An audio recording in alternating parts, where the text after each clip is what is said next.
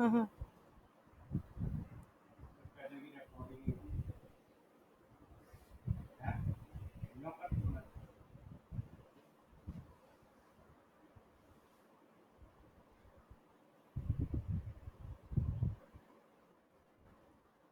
Stanza 1 of the Ode to the West Wind. O wild west wind, thou breath of autumn's being, thou from whose unseen presence the leaves dead are driven, like ghosts from an enchanter fleeing, yellow and black and pale and hectic red, pestilence stricken multitudes. O thou who chariotest to the dark wintry bed, wild spirit, which art moving everywhere, destroyer and preserver, hear, O hear. The winged seeds, where they lie cold and low, each like a corpse within its grave, until thine azure sister of the spring shall blow her clarion o'er the dreaming earth, and fill driving sweet birds like flocks to feed in air with living hues and odors, plain and hill. Now, the stanza 1 depicts the wind in its dual aspects of destroyer and preserver. It opens with the customary address or invocation. The poet looks upon the west wind as the breath of autumn, which is personified. Autumn here is not mellow and fruitful like Keats's autumn. It is not seen merging into winter. When the leaves are falling, wild gusts whirl them round, and the bare branches stand out against lowering skies that foretell the storms and snows of Central Europe. The west wind is a wild spirit, unseen presence, invisible like an enchanter. The leaves are dead.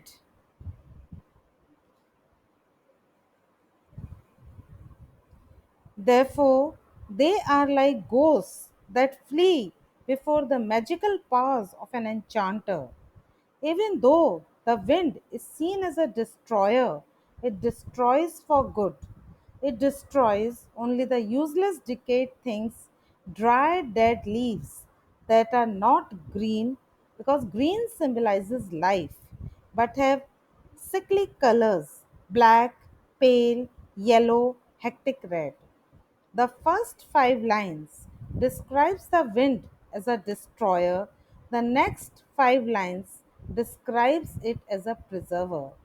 The wind carries away the dead leaves and piles them on the ground where they will molder and become fertile soil for the new plants in spring. It carries the light seeds away from the parent plants to scatter them everywhere so that in spring they will start a life of their own. The seeds are only seemingly dead and lie buried safely in the ground all through the winter. Then the warm spring breeze will blow, thawing the hard ground so that the seeds can sprout through the softened earth, and spring flowers quickly bloom everywhere.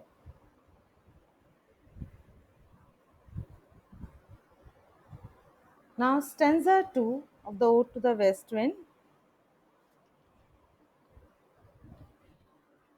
Thou on whose stream, mid the steep sky's commotion, loose clouds like earth's decaying leaves are shed, shook from the tangled boughs of heaven and ocean. Angels of rain and lightning, there are spread on the blue surface of thine airy surge, like the bright hair uplifted from the head of some fierce maenad, even from the dim verge of the horizon to the zenith's height, the locks of the approaching storm. Thou dirge of the dying year, to which this closing night will be the doom of a wise sepulchre, vaulted with all thy congregated might of vapors, from whose solid atmosphere black rain and fire and hail will burst. O year.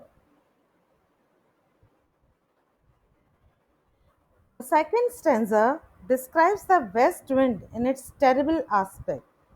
There is commotion in the sky and earth as the storm breaks out. The fierce energy of the storm and the tumult it causes are depicted in splendid verse with the help of three images. First is the image of the sky filled with storm clouds and the ocean with high waves, which the wind shakes as it shakes the trees on earth. The second image describes a Maenad, the female votary of Bacchus, the Greek god of wine. The sky looks fierce like a Maenad whose hair streams in the wind. The third image is connected with death and tomb. What is dying is the old year, symbolically the old world, and the sky, now completely overcast and black, is like the vault of a dark tomb. The year will be buried under the weight of heavy rain and hail, lit only by streaks of lightning. The funeral song will be the moan of the storm wind and the crashing sound of thunder. The poet's mood is one of exultation that the dying year will be completely destroyed, leaving place for a better, finer world.